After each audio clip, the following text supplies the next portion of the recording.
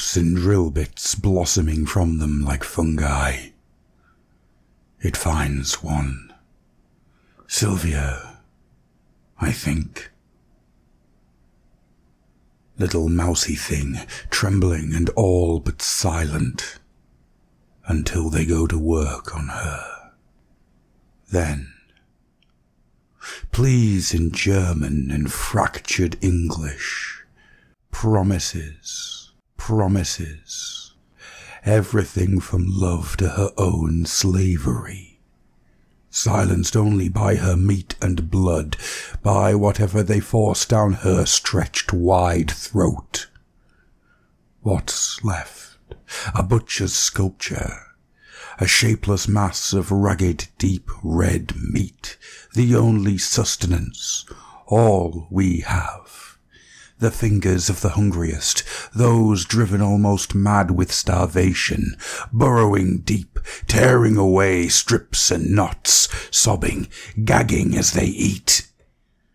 The butcher helps, hacking at her, squealing delight, feeding them what it carves away with parental delicacy, cooing its encouragement as they draw closer. Naked children, grateful for this moment of love amidst the tempest of abuse.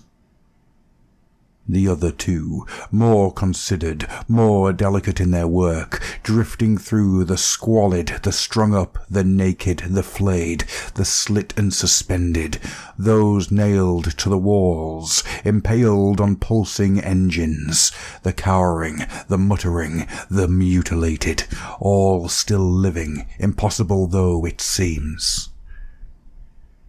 Delicate caresses, but more than enough to set them clamouring, those still capable of doing so.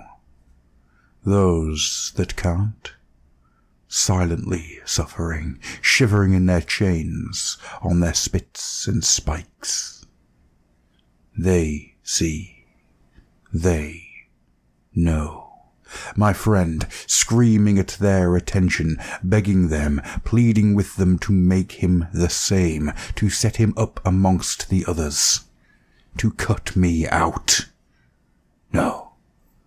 Oh no, sweetheart, not the same. The butcher finds us first, staggering away from Sylvia, heaving, unsteadied by its exertions, eyes gleaming behind its mask, the eyes of one in love. I feel it, the affection, the lust. I've seen what stirs at its crotch at work already, a flower of flesh and fracture metal, of dog's teeth, of drill bits, the trauma it can wreak on its lovers from outside and in. The other two, the surgeons, too lost in their work. Otherwise they might have warned it away until they've had a chance to taste for themselves. Christ, the stink of it! Enough to turn my friend's stomach. Not me. It's a child, an adolescent, rank with the racing of its own hormones, idiot attempts at seduction, so ridiculous, so naive. I look up, staring into its eyes, at the mouth behind the mask, lips peeled back and pinned, teeth permanently exposed, a tongue protruding, elaborately scarred and pierced, licking over the leather, grunts, a pig scenting truffles. Its butcher's blade falls, its fused together fist tearing open like a placental sack, something flowering before its term, the instrument clattering to the gore-encrusted grating. An instant, a heartbeat, the blade in our hands, the thing so still as though awaiting us, inviting our violence. Only he screams, my friend, buried deep.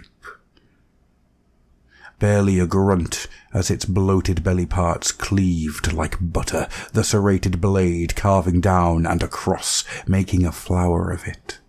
It staggers back, the blade tearing free, clutching, staring down at itself as it spills.